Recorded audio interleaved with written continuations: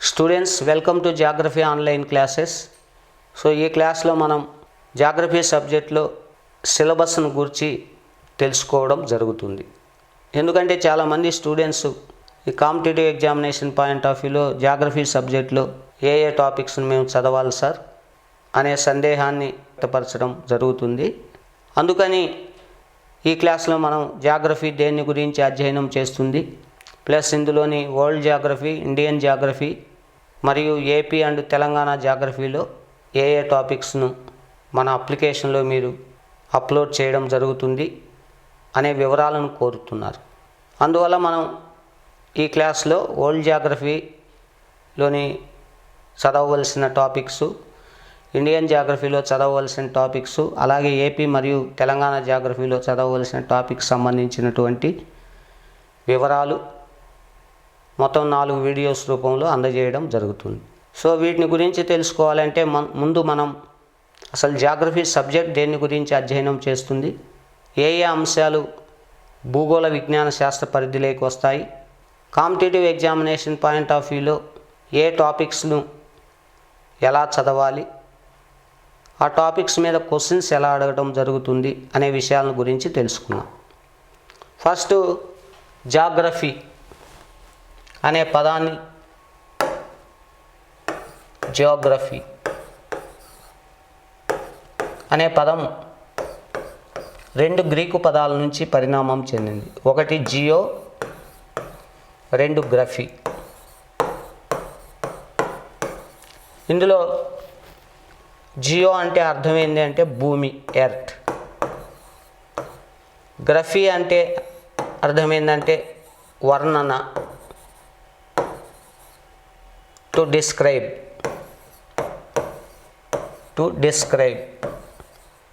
Are to study అనే అర్థం. అంటే భూమి, భూ ఉపరితల దృశ్యాలను గురించి వర్ణించేటువంటి శాస్త్ర విజ్ఞానాన్నే భూగోళ శాస్త్రంగా పేర్కొనవచ్చు. అయితే 18వ శతాబ్దం వరకు భూగోళ శాస్త్రాన్ని ఏ అర్థ వివరణలో నిర్వచించేవాళ్ళు అంటే భూ ఆవిర్భావము ఎలా జరిగింది, భూ ఆవిర్భావం తర్వాత ప్రస్తుతం మనం ప్రత్యక్షంగా భూ ఉపరితల దృశ్యంపై చూస్తున్న వివిధ రకాల భూస్వరూపాలు ఎలా ఏర్పడ్డాయి, అవి ఎక్కడెక్కడ ఉన్నాయి, అవి ఏర్పడడానికి గల కారణాలు ఏంటివి, మరియు అవి ఏర్పడడానికి గల కారణమైనటువంటి అంతర్జనిత బలాలు, ఎండోజెనెటిక్ ప్రాసెస్ అంటే ఏంటివి, అదేవిధంగా బహిర్జనిత బలాలు, ఎగ్జోజెనెటిక్ ప్రాసెస్ అంటే ఏంటివి, మరియు ఈ బహిర్జనిత బలాల కారణంగా భూ ఉపరితల దృశ్యంపై వివిధ ప్రాంతాల్లో ఏర్పడి ఉన్న వివిధ రకాల నేలలు, సాయిల్ రిసోర్సెస్ ఎలా ఏర్పడ్డాయి, మరియు భూమిని ఆవరించి దాదాపు 1600 కిలోమీటర్ల ఎత్తు వరకు విస్తరించి ఉన్న అనేక వాయువుల మిశ్రమమైన వాతావరణం ఎలా ఏర్పడింది, ఆ వాతావరణ ప్రభావం కారణంగా భూమిపై వివిధ భౌగోళిక ప్రాంతాల్లో వాతావరణ స్థితిగతులు, వెదర్ కండిషన్స్, అలాగే శీతోష్ణ స్థితిగతులు ఎలా ఏర్పడ్డాయి, ఎందువల్ల ఈ వాతావరణ స్థితిగతులు, శీతోష్ణ స్థితిగతులు ఆయా ప్రాంతాల్లో మారుతూ ఉంటాయి. సో ఈ శీతోష్ణ స్థితి ప్రభావం వలన భూమిపై వివిధ భౌగోళిక ప్రాంతాల్లో ప్రస్తుతం మనం చూస్తున్న వైవిధ్యభరితమైన వృక్ష జంతుజాలాలు ఎలా ఏర్పడ్డాయి, మరియు వీటన్నిటి సంయుక్త ప్రభావం వలన మానవ జీవన విధానంపై ఎలాంటి ప్రభావం ఉంటుంది, అలాగే భూ ఉపరితలాన్ని కప్పి ఉన్నటువంటి 71% ఉన్న జలావరణ వ్యవస్థ ఎలా ఏర్పడింది అనే విషయాలను గురించి అధ్యయనం చేయు శాస్త్ర విజ్ఞానంగా భూగోళ శాస్త్రాన్ని పేర్కొనేవాళ్ళు. అయితే 18వ శతాబ్దం యొక్క 2వ అర్ధభాగం నుంచి శాస్త్ర సాంకేతిక రంగాల్లో శీఘ్రగతిన మార్పులు చోటు చేసుకోవడంతో భూగోళ శాస్త్రం అనేది కేవలం భూమి యొక్క పుట్టుక, భూమిపై ఉన్న వివిధ భూస్వరూపాలను గురించి, భూమి చుట్టూ ఉన్న వాతావరణాన్ని గురించి, భూ ఉపరితలాన్ని కప్పి ఉన్న జలభాగాన్ని గురించి మాత్రమే అధ్యయనం చేయడమే కాక చుట్టూ ఉన్న పరిసరాలు, ఇక్కడ పరిసరాలు అంటే పర్యావరణము అని అర్థం, లేదా వనరులు అని అర్థం. సో ఈ చుట్టూ ఉన్న పరిసరాలు మానవ జీవన విధానంపై ఎలా ప్రభావం చూపుతున్నాయి, అలాగే తను అభివృద్ధి పరిచిన శాస్త్ర సాంకేతిక విజ్ఞానాన్ని ఉపయోగించి చుట్టూ ఉన్న వనరులను ఏ స్థాయిలో మానవుడు దుర్వినియోగపరుస్తున్నాడు, ఏ స్థాయిలో వినియోగించుకుంటున్నాడు, ఈ వినియోగించుకునే ప్రయత్నంలో అత్యాశకు పోయి ఏ విధంగా ఈ వనరులను, ప్రకృతి వనరులను దుర్వినియోగపరుస్తున్నాడు, ప్రకృతి వనరులను పరిమితికి మించి దుర్వినియోగపరచడం వలన భూగోళ శీతోష్ణ స్థితిలో ఎలాంటి మార్పులు జరుగుతున్నాయి, వాటి ప్రభావం ఈరోజు ఏ రూపంలో మానవ సమాజాల యొక్క సాంఘిక ఆర్థిక రంగాలను, ఆరోగ్య రంగాలను ప్రభావితం చేస్తున్నాయి అనే విషయాలన్నీ కూడా భూగోళ శాస్త్ర పరిధిలోకి రావడంతో భూగోళ శాస్త్రం అధ్యయనం చేసే అంశాల పరిధి క్రమక్రమంగా విస్తృతం కావడం జరిగింది. సో వీటన్నిటిని దృష్టిలో పెట్టుకొని భూగోళ శాస్త్రం అధ్యయనం చేసే అంశాలను సులభంగా అర్థం చేసుకోవడానికి భూగోళ శాస్త్రాన్ని ప్రధానంగా 2 భాగాలుగా విభజించడం జరిగింది. అవి ఒకటి భౌతిక భూగోళ శాస్త్రము,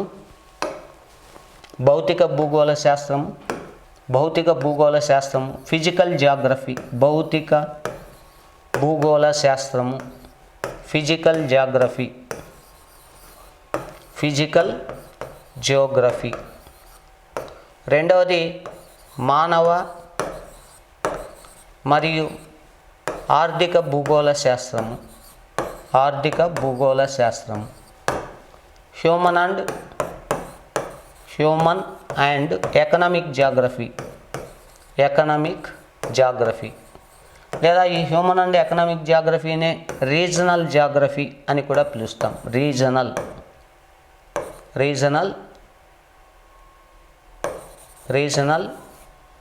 జాగ్రఫీ అని పిలుస్తాం. తెలుగులో దీన్ని ప్రాంతీయ భూగోళ శాస్త్రము అని కూడా పిలుస్తారు. ఇక్కడ ఫస్ట్ మనం భౌతిక భూగోళ శాస్త్రాన్ని గురించి తెలుసుకున్నాం. ఈ భౌతిక భూగోళ శాస్త్రము అనేది దేని గురించి మాత్రమే అధ్యయనం చేస్తుందంటే భూమి ఆవిర్భవించిన తర్వాత భూమిపై ఉన్న వివిధ భూస్వరూపాలు ఎలా ఏర్పడ్డాయి, అవి ఏర్పడడానికి గల కారణాలు ఏంటివి, మరియు భూమిని ఆవరించి ఉన్నటువంటి వాతావరణం ఎలా ఏర్పడింది, భూ ఉపరితలాన్ని కప్పి ఉన్న జలావరణ వ్యవస్థ ఎలా ఏర్పడింది, ఆ జలావరణ వ్యవస్థ యొక్క భౌతిక, రసాయనిక, జీవ సంబంధ లక్షణాలు జలభాగానికి ఎలా చేకూరాయి అనే విషయాలను గురించి అధ్యయనం చేయు శాస్త్రంగా భౌతిక భూగోళ శాస్త్రాన్ని పేర్కొంటారు. సో మళ్ళీ భౌతిక భూగోళ శాస్త్రాన్ని, అందులో అధ్యయనం చేసే అంశాలను సులభంగా అర్థం చేసుకోవడానికి మళ్ళీ భౌతిక భూగోళ శాస్త్రాన్ని 3 ప్రధాన భాగాలుగా విభజించడం జరిగింది. అవి ఏవేవి అంటే, ఒకటి భూస్వరూప శాస్త్రము,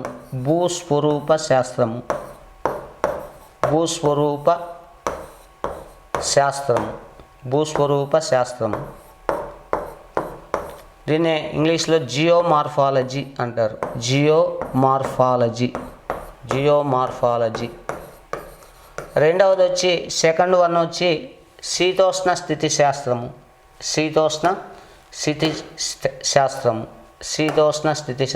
క్లైమటాలజీ,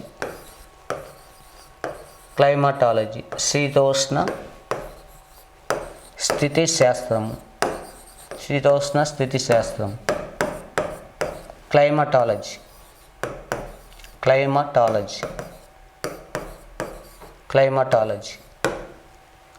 మూడవది థర్డ్ వన్ వచ్చి సముద్ర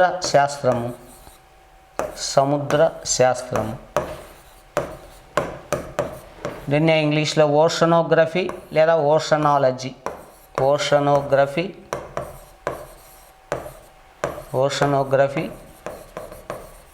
లేదా ఓషనాలజీ.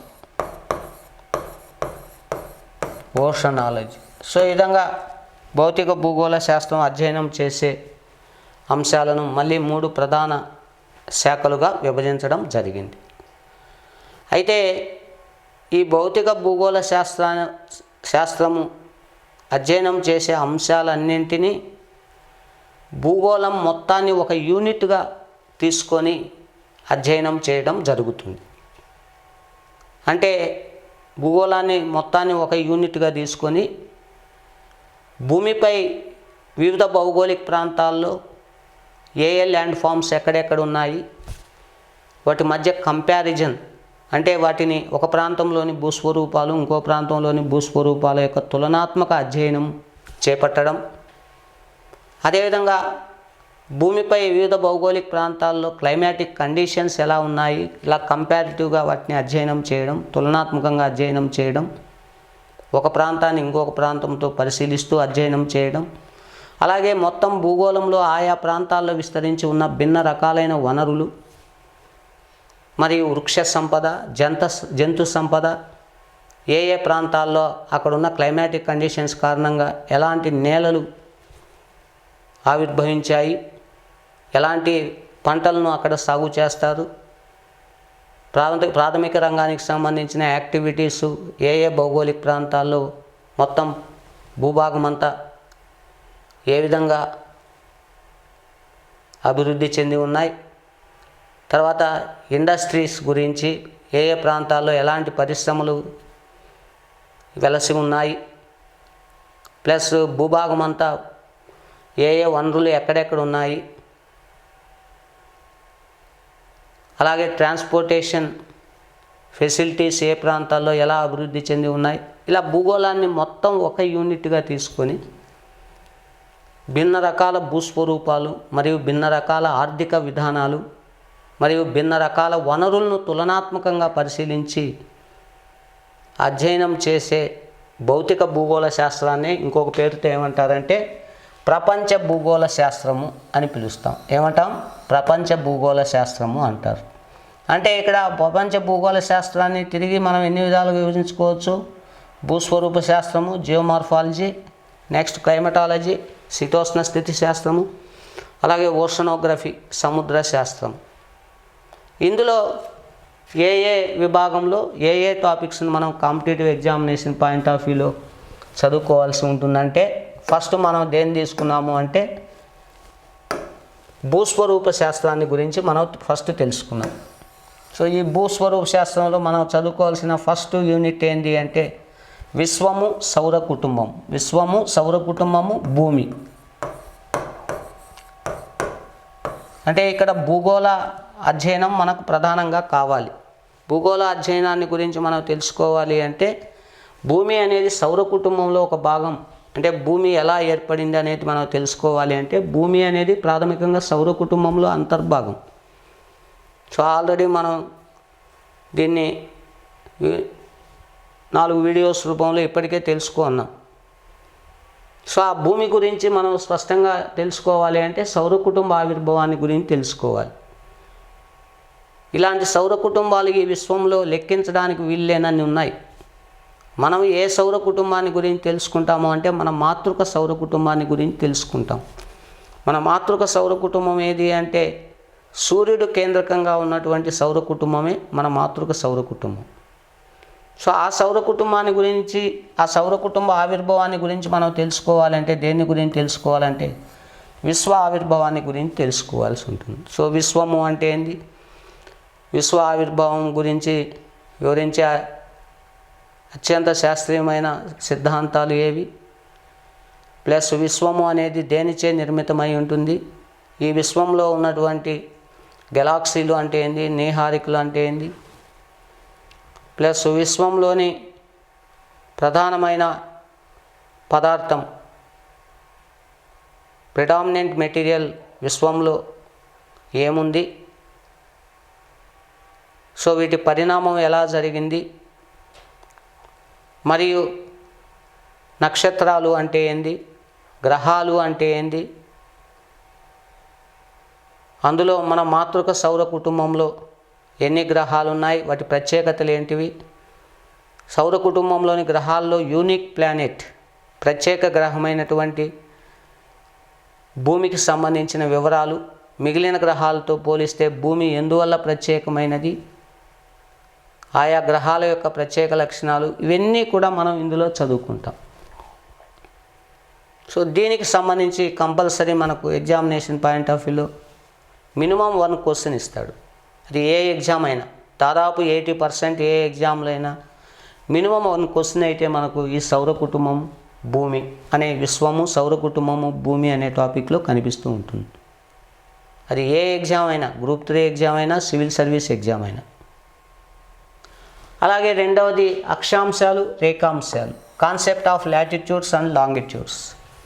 సో ఈ అక్షాంశాలు, రేఖాంశాలు అనే ఊహాజనితమైన భావనలను ఎవరు గుర్తించారు, దేని కొరకు ఈ గణిత శాస్త్ర కొలమానాలను మానవుడు తన సమస్యలను పరిష్కరించుకోవడానికి, ఈ భూమి మీద ఉన్న వివిధ ప్రాంతాల్లో ఉన్న దృగ్విషయాలను గురించి తెలుసుకోవడానికి, వివిధ ప్రాంతాలు లేదా వివిధ ఖండాల యొక్క, వివిధ దేశాల యొక్క ఉనికిని గురించి తెలుసుకోవడానికి, అలాగే భూమిపై ఆయా భౌగోళిక ప్రాంతాల్లోని శీతోష్ణ స్థితిలో కలిగే మార్పులను తెలుసుకోవడానికి, నెక్స్ట్ భూమి మీద వివిధ ప్రాంతాలు మరియు వివిధ దేశాల్లో ఉన్నటువంటి కాల సమయ వివరాలను గురించి తెలుసుకోవడానికి, ఈ ఊహాజనిత కొలమానాలైనటువంటి అక్షాంశాలు, లాటిట్యూడ్స్ అండ్ లాంగిట్యూడ్స్ను అనేక మంది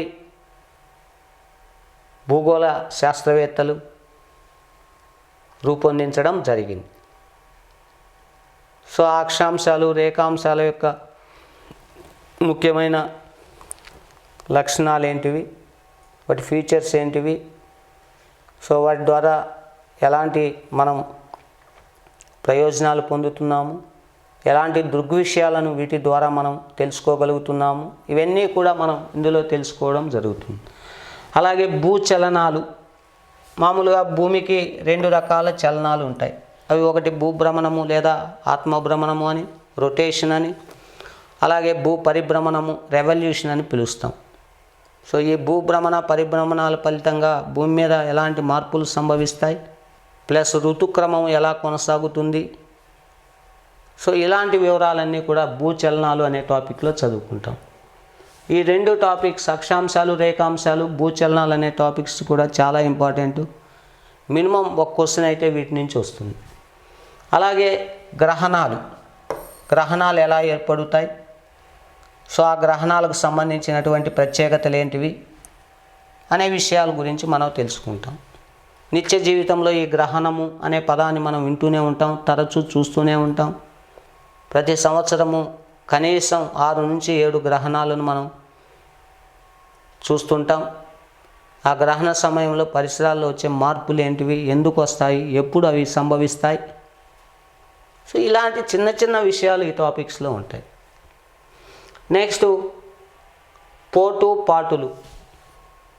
సముద్రాల్లో ప్రతిరోజు తీర ప్రాంత భూభాగాల్లో సముద్ర నీటి మట్టం 2 సార్లు పెరుగుతుంది, 2 సార్లు తగ్గుతుంది. సముద్ర నీటి మట్టం పెరగడాన్నే పోటు అంటారు, సముద్ర నీటి మట్టం తగ్గడాన్నే పాటు అంటారు, ఎబ్ అండ్ ఫ్లో. ఎందుకు ఈ పోటుపాట్లు తీర ప్రాంత భూభాగాల్లో నిరంతరము ఒకదాని తర్వాత ఒకటి సంభవిస్తూ ఉంటాయి, వాటికి గల కారణాలు ఏంటివి, పోటుపాట్ల వల్ల కలిగేటువంటి ప్రయోజనాలు ఏంటివి, సో ఇలాంటి విషయాలు మనం ఈ టాపిక్లో చదువుకుంటాం. అయితే ఇది సముద్ర శాస్త్రంలో చదువుకోవాలి కదా సార్, మరి ఇక్కడ ఎందుకు చదువుకుంటున్నాము అంటే, ఇక్కడ గ్రహణాల్లో ఏర్పడంలో ఉన్నటువంటి కాన్సెప్ట్ అప్లికబిలిటీ మనకు ఈ పోటుపాటుల్లోకి వస్తుంది. సో అందుకని దీన్ని ఇక్కడ చదువుకుంటే మీకు ఈజీగా అర్థమవుతుంది కాబట్టి ఈ టాపిక్ని ఇక్కడ మనం తెలుసుకోవడం జరుగుతుంది. అలాగే నెక్స్ట్ భూ అంతర్నిర్మాణాన్ని గురించి మనం ఎందుకు తెలుసుకోవాలి సార్ అంటే, భూ అంతర్నిర్మాణం అనేది ఎలాంటి రసాయనిక సంఘటనాన్ని కలిగి ఉంది అంటే, భూ ఉపరితలం నుంచి భూకేంద్రం వైపు వెళ్ళే కొలది వివిధ లోతుల్లో భూ అంతర్నిర్మాణం ఎలాంటి రసాయనిక సంఘటనాన్ని కలిగి ఉంది, అక్కడ జరిగే భౌతిక రసాయనిక మార్పులు ఏంది అనే విషయాల ఆధారంగా భూ అంతర్భాగంలో సంభవించే చలనాలు, వాటినే అంతర్జనిత చలనాలు లేదా వాటినే అంతర్జనిత బలాలు, ఎండోజెనెటిక్ మూమెంట్స్ ఆర్ ఎండోజెనెటిక్ ఫోర్సెస్ అని కూడా పిలుస్తాం. సో అవి ఎందుకు ఏర్పడుతాయనే విషయం మనకు భూ అంతర్నిర్మాణాన్ని గురించి తెలుసుకుంటే అది స్పష్టంగా అర్థమవుతుంది. సో ఈ భూ అంతర్జనిత చలనాలుగా వేటిని పిలుస్తాం అంటే భూకంపాలు, అగ్నిపర్వతాలను మనం పిలుస్తాం. సో ఈ భూకంపాలు, అగ్నిపర్వతాలు ఎందుకు ఏర్పడుతాయి, వీటి కారణంగా భూమిపై కలిగే ప్రభావం ఏంది, అంతేకాకుండా వీటి ప్రభావం వలన భూమిపై ఎలాంటి భూస్వరూపాలు ఏర్పడుతాయి, అలాగే ఈ అంతర్జనిత బలాల కారణంగా భూ ఉపరితల దృశ్యంపై ఏర్పడిన వివిధ రకాల భూస్వరూపాలపై నిరంతరము బహిర్జనిత బలాల కారణంగా ఎగ్జోజెంటిక్ ఫోర్సెస్ అని వేటిని పిలుస్తామంటే ప్రవహించే నదీ వ్యవస్థ, అలాగే వేగంగా వీచే పవనాలు, ఉన్నతాక్షాంశ ప్రాంతాల్లో నెమ్మదిగా కదిలే హిమనీ నదాలు, తీర ప్రాంత భూభాగాలను నిరంతరము తాకే సముద్ర తరంగాలు, అలాగే సున్నప్రాయ భౌగోళిక ప్రాంతాల్లో భూ అంతర్భాగంలో ప్రవహించే అంతర్భూజలము, అండర్ గ్రౌండ్ వాటర్ లాంటి భూస్వరూప కారకాల వలన భూ ఉపరితల దృశ్యంపై ఉన్నటువంటి వివిధ రకాల భూస్వరూపాలన్నీ శైథిల్య, వెదరింగ్, అలాగే క్రమక్షయ, ఎరోషన్, అలాగే నిక్షేపణ, డిపాజిషన్ లాంటి భూస్వరూప ప్రక్రియలకు లోనై ఈ భూ ఉపరితల దృశ్యాల ఆకార పరిమాణాలు నిరంతరము అనేక మార్పులకు లోను కావడం వలన నూతన రకాలైన థర్డ్ జనరేషన్ ల్యాండ్ ఫామ్స్, మూడవ శ్రేణి భూస్వరూపాలు అనేకం కాలక్రమంలో ఏర్పడుతూ ఉంటాయి. సో అవన్నీ కూడా మనకు ఎలా అర్థమవుతాయి అంటే భూ అంతర్నిర్మాణాన్ని గురించి మనం internal structure of the earth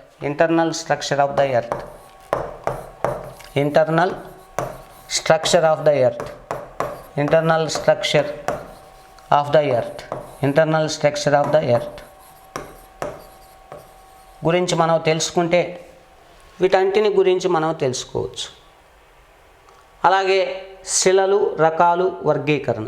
అంటే శిలలు అంటే ఏంది, ఈ శిలలు ఎలా ఏర్పడుతాయి, వాటిలోని రకాలు ఏంటివి, ప్లస్ వివిధ రకాల శిల యొక్క భౌతిక రసాయనిక ధర్మాలను అనుసరించి వాటిని వివిధ కేటగిరీస్గా ఎలా క్లాసిఫై చేస్తాము, వర్గీకరిస్తాము.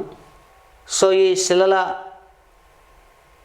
శైథిల్య ప్రక్రియ, క్రమక్షయ ప్రక్రియ కారణంగా భూ ఉపరితలంపై ఎలాంటి రకాలైన నేలల ఆవిర్భావం జరుగుతుంది.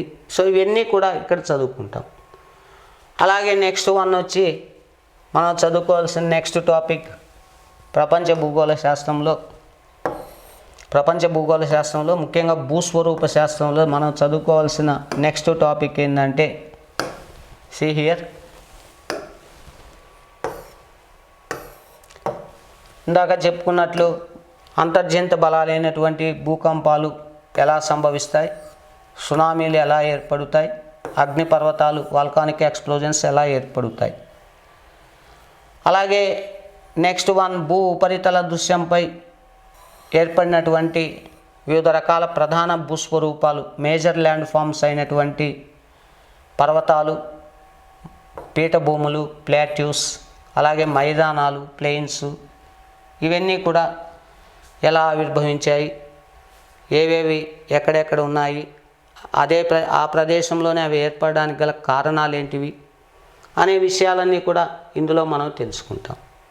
నెక్స్ట్ బహిర్జనిత బలాల కారణంగా ఏర్పడే వివిధ జియోమార్ఫిక్ ప్రాసెస్ అయినటువంటి వికోసీకరణము అంటే ఏంది, డెన్యుడేషన్. వికోసీకరణాన్ని ఇంగ్లీష్లో డెన్యుడేషన్ అంటారు.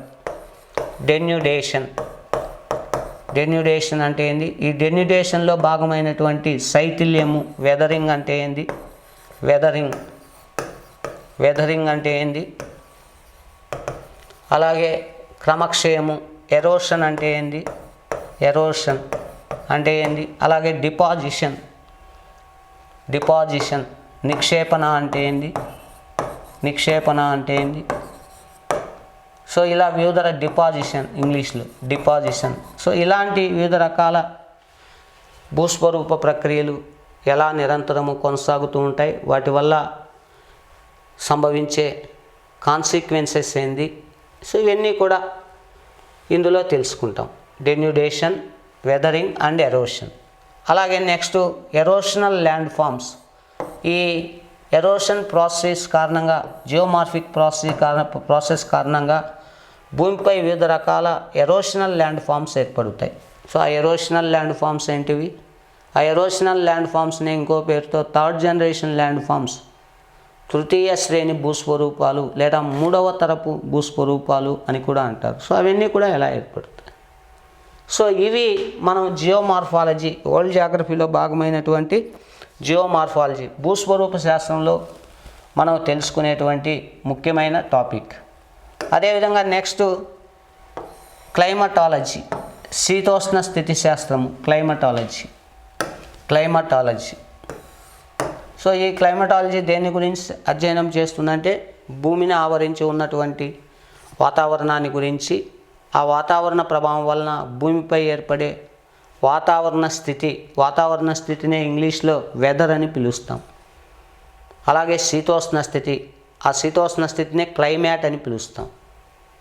సో ఈ భూమి చుట్టూ ఉన్న వాతావరణ ప్రభావం వల్ల ఆయా భౌగోళిక ప్రాంతంలో ఏర్పడే వాతావరణ స్థితి మరియు శీతోష్ణ స్థితి అంటే ఏంటి, వాటి మధ్య ఉన్న స్లైట్ డిఫరెన్సెస్, తేడాలు ఏంటివి, ప్లస్ ఆ వాతావరణ శీతోష్ణ స్థితి ప్రభావం వలన ఆయా భౌగోళిక ప్రాంతాల్లో జీవజాతులపై కలిగే ప్రభావము మరియు మానవ సాంఘిక ఆర్థిక జీవన విధానాలపై కలిగే ప్రభావము, శీతోష్ణ స్థితి అంశాలైనటువంటి ఉష్ణోగ్రత, వాతావరణ పీడనము, అట్మాస్ఫిరిక్ ప్రెషర్, పవనాలు, విండ్ ప్యాటర్న్, అలాగే అట్మాస్ఫిరిక్ హ్యూమిడిటీ, వాతావరణ ఆర్ద్రత, అలాగే మేఘాలు.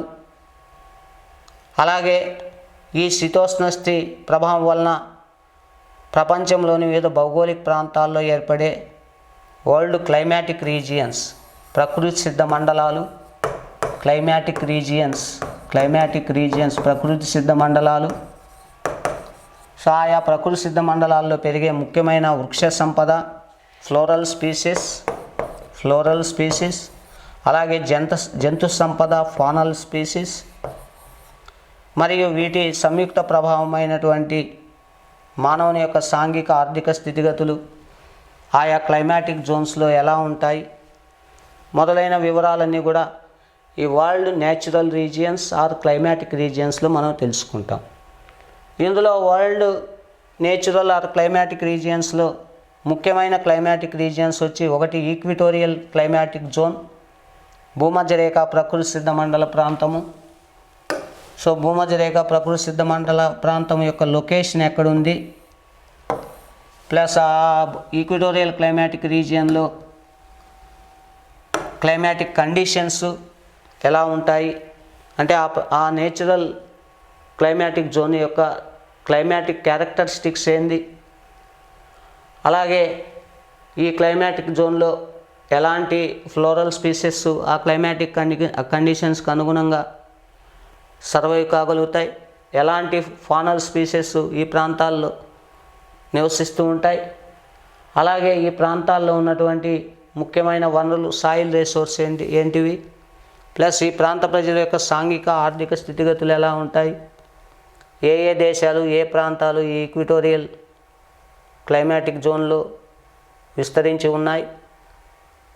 సో ఈ వివరాలన్నీ కూడా ఇక్కడ మనం తెలుసుకోవడం జరుగుతుంది. రెండవది ఉష్ణమండల లేదా ఆయనరేఖ మండల ఎడారి శీతోష్ణ స్థితి, ట్రాపికల్ డెజర్ట్ క్లైమేట్ ఎక్కడ విస్తరించి ఉంది. సో ట్రాపికల్ డెజర్ట్ క్లైమేట్ యొక్క క్యారెక్టరిస్టిక్స్ ఏంటివి, సో ఈ క్లైమాటిక్ కండిషన్స్లో ఎలాంటి ఫ్లోరల్ అండ్ ఫానల్ స్పీసెస్, వృక్ష జంతు సంపద పెరుగుతుంది, ప్లస్ ఇక్కడ మానవుని యొక్క ఆ సాంఘిక ఆర్థిక జీవన స్థితిగతులు ఎలా ఉంటాయి. సో ఇవన్నీ కూడా అందులో. అదేవిధంగా మధ్యధరా ప్రకృతి సిద్ధ మండలం, Mediterranean climate, next savanna climate లేదా దీన్నే ట్రాపికల్ గ్రాస్ల్యాండ్ క్లైమేట్ అని కూడా అంటాం, లేదా దీన్నే సుడాన్ టైప్ ఆఫ్ క్లైమేట్ అని కూడా పిలుస్తారు. అలాగే టెంపరేట్ క్లైమేట్ లేదా దీన్నే స్టెప్పీ క్లైమేట్ అని కూడా పిలుస్తాం. అలాగే టైగా లేదా సబార్కిటిక్ క్లైమాటిక్ రీజియన్. అలాగే టండ్రా క్లైమాటిక్ జోన్. సో ఇలా ఆయా ప్రకృతి సిద్ధ మండలాల్లోని వృక్ష జంతు సంపద, అక్కడ ఉన్న వనరులు, సో వాటిని బేస్ చేసుకొని అక్కడ హ్యూమన్ డెవలప్మెంట్ ఏ స్థాయిలో ఉంటుంది, సో ఇవన్నీ కూడా అక్కడ తెలుసుకుంటాం. నెక్స్ట్ భూమిపై ఉన్నటువంటి సరస్సులు ఏవేవి ఎక్కడెక్కడ ఉన్నాయి, వాటి ప్రత్యేకతలు. అలాగే లాస్ట్లో ఏం చదువుకుంటామంటే భూమి అనేది వివిధ ఖండాలుగా మరియు వాటి మధ్య విస్తరించి వివిధ జలభాగాలు విస్తరించి ఉన్నాయి. ఈ జలభాగాలనే మహాసముద్రాలు అంటారు. భూమి మీద ఖండాలు, సముద్రాలు ఒకదాని తర్వాత ఒకటి ఆల్టర్నేటివ్గా ఉన్నాయి, వికల్పంగా ఉన్నాయి. సో ఎలా ఏర్పడ్డాయి ఇవి? సో ఆయా ఖండాల్లో క్లైమాటిక్ కండిషన్స్ ఎలా ఉంటాయి, పొలిటికల్గా ఒక్కొక్క ఖండంలో ఎన్ని పొలిటికల్ యూనిట్స్, ఇక్కడ each political units indicates a country. So ఆ ఖండాల్లో ఏ దేశాలు ఉన్నాయి, సో ఆ దేశాల్లో ఉన్న developmental activities plus political boundaries ఒక్కొక్క దేశానికి ఏవేవి ఉన్నాయి, ప్లస్ ఇంటర్నేషనల్ బౌండరీ లైన్స్ ఆయా కాంటినెంటల్ రీజియన్స్లో ఏమేమి ఉన్నాయి, ఆ ఖండ భూభాగంలో ఉన్నటువంటి వివిధ రకాల వనరులు ప్లస్ అగ్రికల్చరల్ సెక్టారు, ఏ పంటలను ఆ ప్రాంతాల్లో పండిస్తారు. ఇలా కాంటినెంట్ వైజ్గా దీన్ని కాంటినెంటల్ జాగ్రఫీ అంటాం, ఖండ భూగోళ శాస్త్రము అని కూడా పిలుస్తాం. అలా ఒక్కొక్క ఖండము దాని ప్రత్యేకతలను గురించి ఇందులో మనం తెలుసుకుంటాం. సో మొత్తం ఎన్ని ఖండాలు ఉన్నాయంటే భూమి మీద మొత్తం ఎన్ని ఖండాలు ఉన్నాయంటే 7 ఖండాలు ఉన్నాయి. ఒకటి అతిపెద్ద ఖండం ఆసియా ఖండం, అలాగే రెండవ అతిపెద్ద ఖండం ఆఫ్రికా, నెక్స్ట్ ఉత్తర అమెరికా, దక్షిణ అమెరికా, ఐరోపా, ఆస్ట్రేలియా, అంటార్కిటికా. సో ఆయా ఖండాల యొక్క భౌగోళిక లక్షణాలు మరియు అక్కడ ఉన్న ప్రత్యేకతలను తెలుసుకుంటాం. సో ఇవన్నీ కూడా వరల్డ్ జియోగ్రఫీ విభాగంలో ప్రపంచ భూగోళ శాస్త్రంలో ఈ టాపిక్స్ అన్నింటినీ కూడా ఈ కాంపిటేటివ్ ఎగ్జామినేషన్ పాయింట్ ఆఫ్ వ్యూలో తెలుసుకోవాల్సి ఉంటుంది. Thank you very much.